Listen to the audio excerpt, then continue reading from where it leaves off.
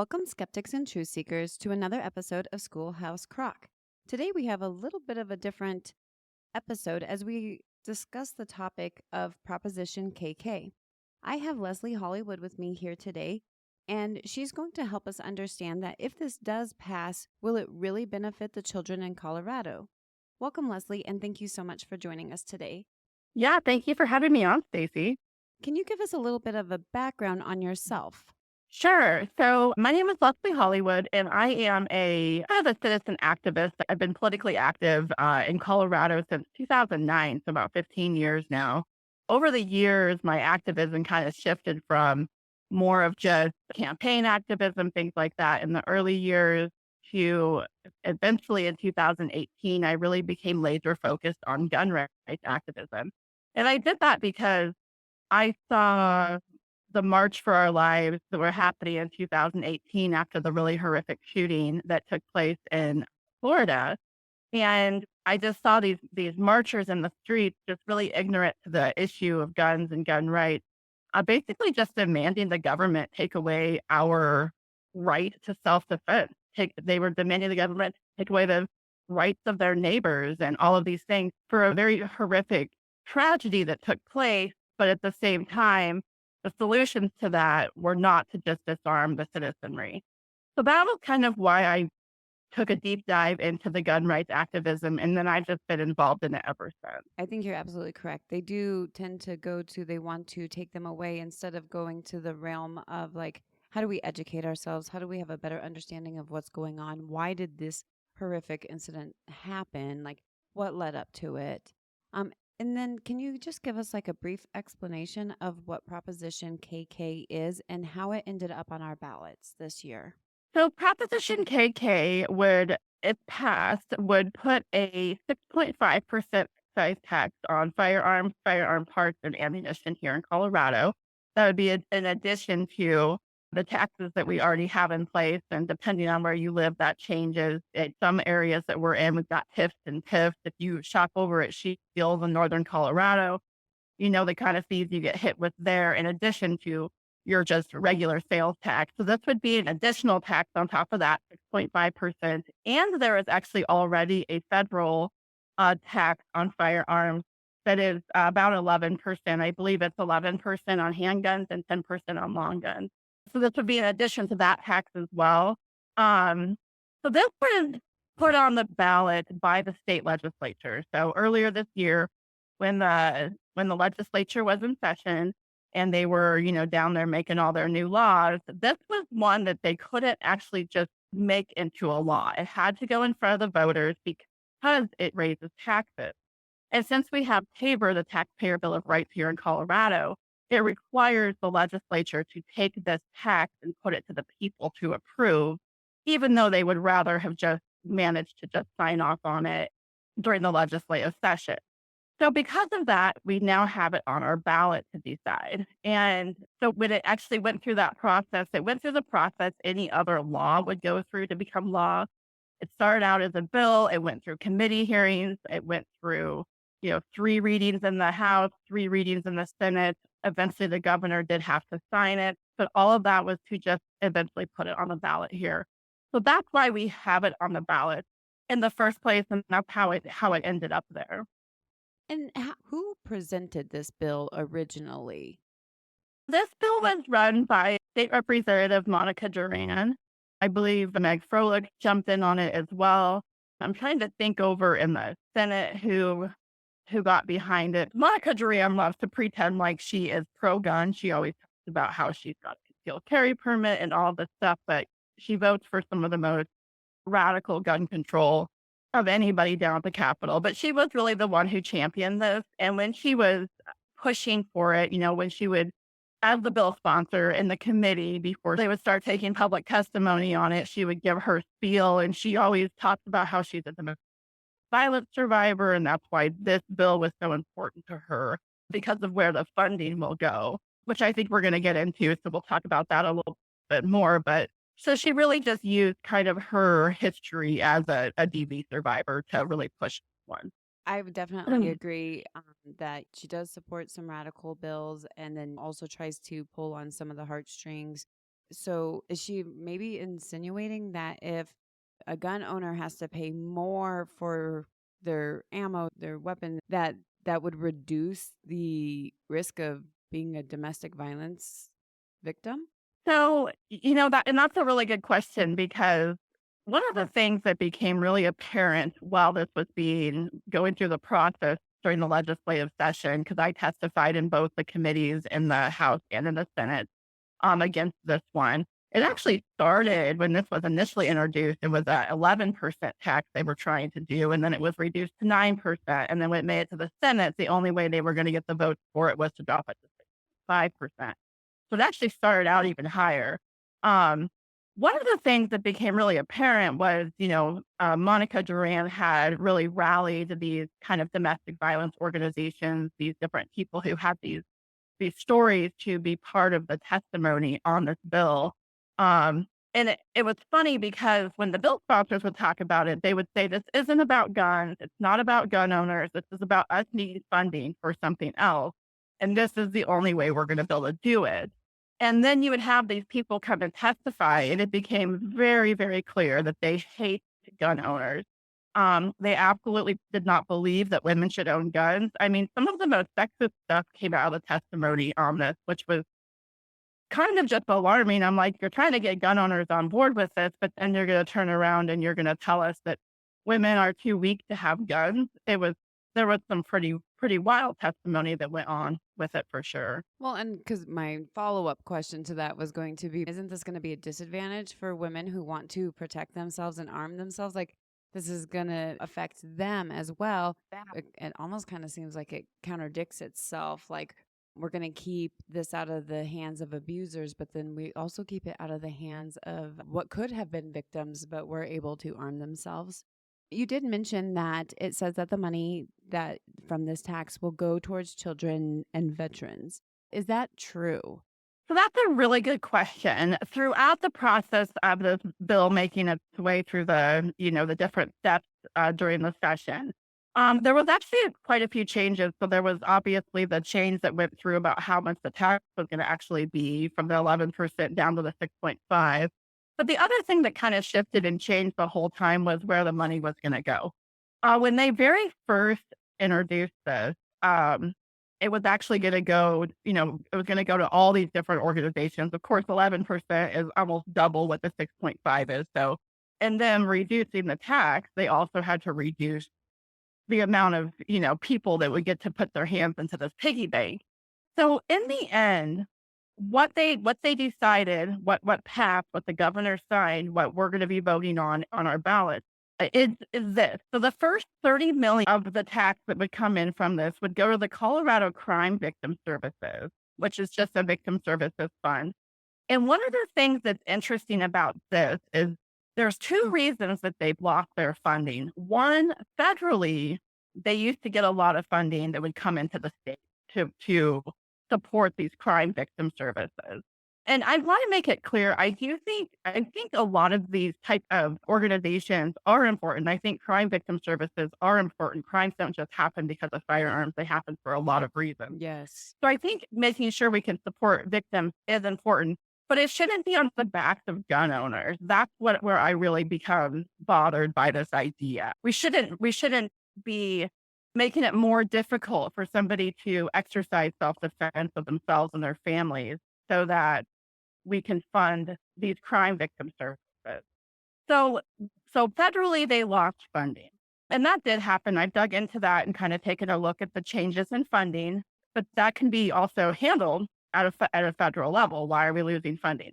But the other reason that they're losing funding is because over the last about 4 or 5 years, really since 2019, 2020, there has been such a shift in legislation that's focused on what they call criminal justice reform. And doing that, they reduced a lot of crimes from felonies to misdemeanors.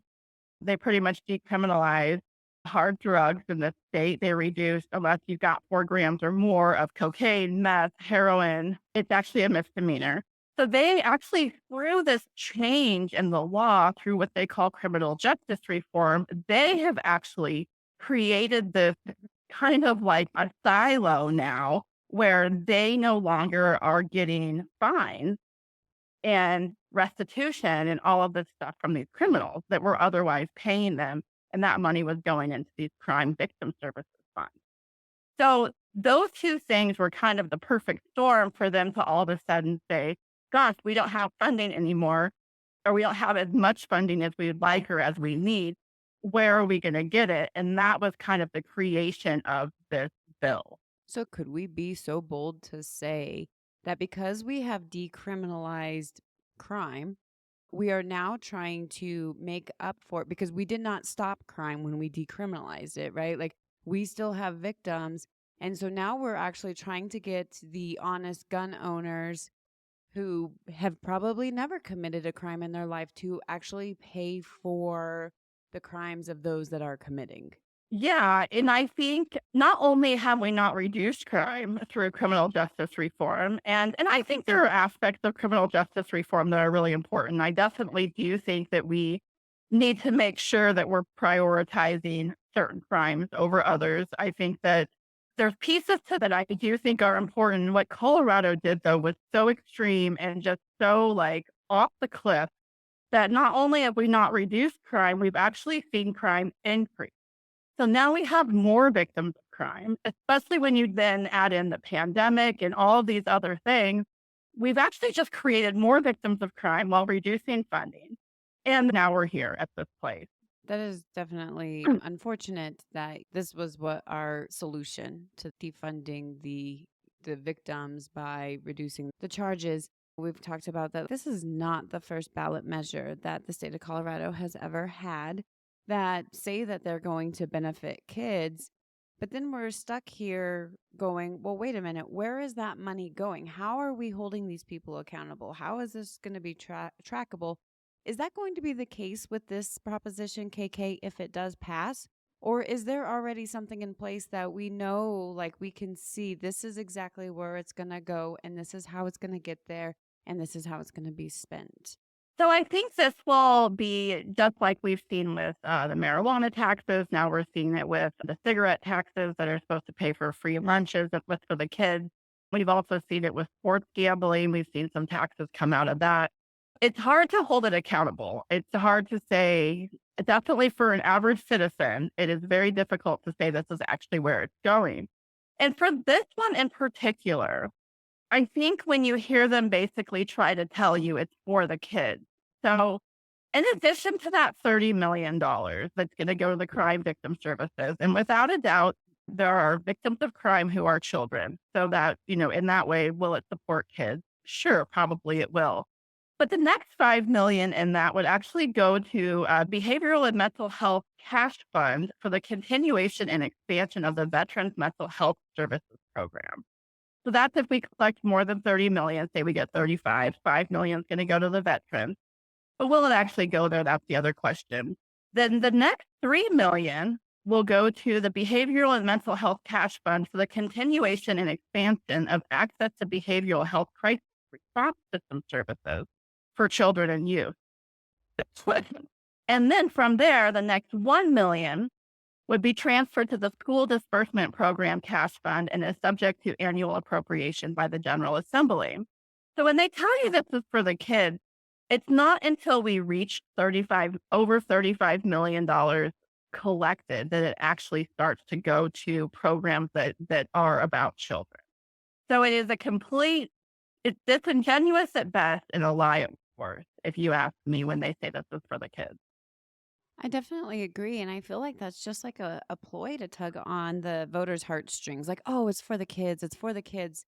But I mean, when we sit there and think about it, so we have the marijuana tax, we have the cigarette tax, we have potentially this tax that was supposed to help the kids. But then meanwhile, school districts are still having to run mill levy overrides to try to get more money for them, for the kids, and trying to get money from the state per kid. All of that stuff, it seems like there's a lot of, and it could be too the fact that the average person probably doesn't understand how many kids are in the state, how many kids are needing this funding. Because if you have 30 million kids and you raise 35 million, We've already almost run out of cash for the kids to truly be effective. But I think that it's better to have this conversation about like, where does this money go? How do we track it? How do we keep our elected officials accountable for this? Because that's how, when we go to vote again, when we can see where each person stood on this, or how they did it. Do you know, is there going to be any type of committee that is created to oversee, to confirm that this money is being spent, even the first $30 million is being spent accurately? Is there someone that's going to be hired to oversee this, that some of that money is going to, do you see what I mean? Like how they start to bleed out that money. Is there going to be anything like that, or any type of a committee where citizens can be on it to oversee it? So there's nothing like that written into the bill. What I think would probably happen, and this is what we see often with propositions that land on the ballot, is if passed, which hopefully it won't pass, in my opinion, polling shows it passing. Internal polling does. So I think it's going to pass. So we should probably all brace ourselves for this. If you're somebody who is a firearm owner or you're considering getting a firearm for self defense, this tax is most likely gonna pass.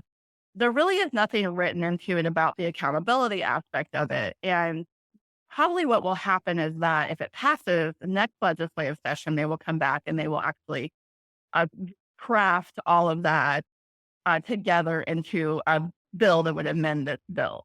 And at that time, one of the things that kind of just it's become this really big problem down at the Capitol with all of these Democrat-led, Democrat-pushed bills again and again, over and over, is that their solution to everything is just to grow government. Let's create a task force. Let's create an office of this. Let's do this. Let's do that. Like, they just create these whole bureaucracies, right? So part of the frustration I have with this too is that I'm sure there is going to be so much waste in this money. So in the end, if this passes and somebody like myself or you who does exercise our Second Amendment right, we're going to be the one they're going to be monthly paying this. And it's frustrating because I could say, okay, I'm going to be forced to pay this. Therefore, at least I know it's going to go to help crime victims.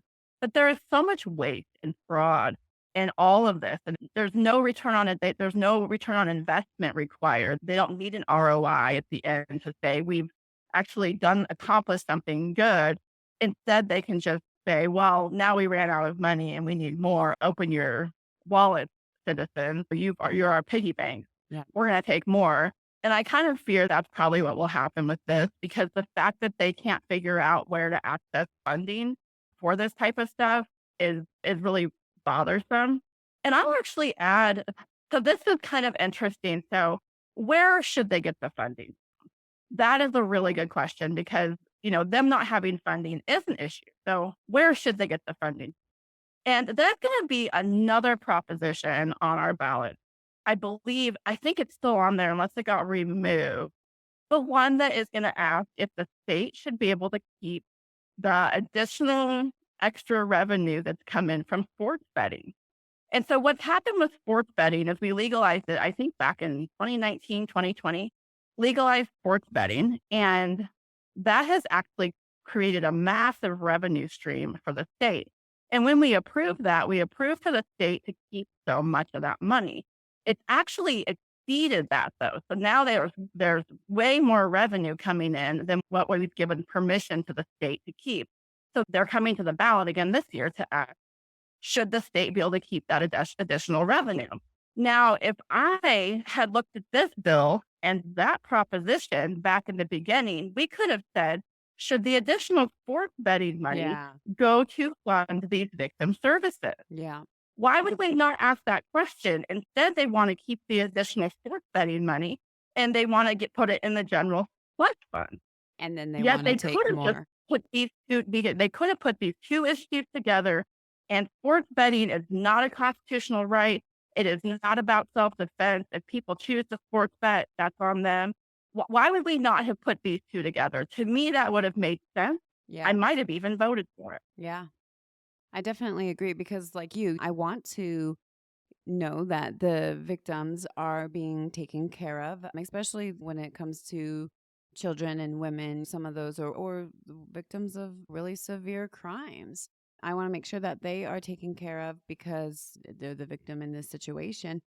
But I feel like for the regular layman, that does make sense. Why didn't we say, let's keep the sports betting money and revenue and then use that for our victims? I think the reason that they're doing this is because they love to tax, and this is the best way to do it by doing multiple revenue increases in that aspect. Yeah, they want the best of both worlds. They want to be able to take the sports betting money and put it into the general slush fund and tax people. And something else that's really frustrating about Proposition KK as well is that it's the people who commit crimes with firearms. And if you read in the Blue Book, they actually talk about gun violence and how much damage it does to society, how expensive it is, all of this stuff. But the people who commit crimes with firearms, they are not your legal gun owners. They're not the ones who will be paying this. Yeah. This tax is going to go on people like you and me who don't commit crimes with our firearms. And the people who do commit crimes with their firearms are not going to be paying the tax. So we're basically subsidizing their crime. And to me, that's so backwards.